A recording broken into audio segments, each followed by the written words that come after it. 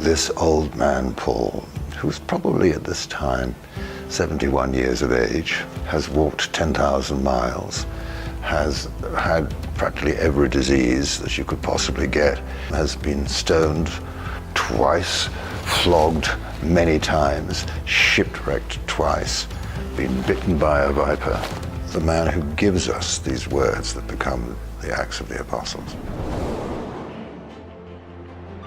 The reason why I think there hasn't been a lot of treatments of Paul's life on film, his life is so wild and expansive, and it almost doesn't seem possible that a person could live.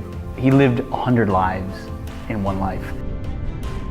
He is absolutely the most prolific writer of the New Testament. There's so much when you look at his writings from all the epistles and his communications, and there's some deep theology and there's some deep lived experiences and the Acts of the Apostles.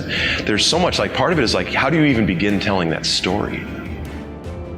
What kind of talents did this guy have? How he could speak, how he could write. He has a wide compass and can deal with many, many people. There are moments when he has to show great courage and great stoicism in the face of adversity, but he's also quite capable of being a genuine human being and having people listen to him as a result.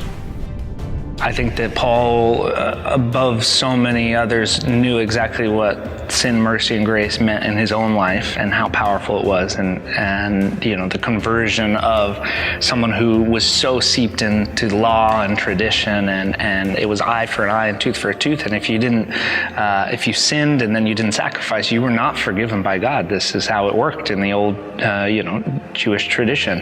And so I think for him to sort of come to this conclusion of understanding, oh, it's really about grace, it's really about mercy, and it's all about love. And without those things, we don't have anything. I think he can speak to it more than anyone because he knew how far that transformation and how far that journey took him, you know, from where he was at as Saul, and then the conversion, and then what he did for the next 30 years of his life.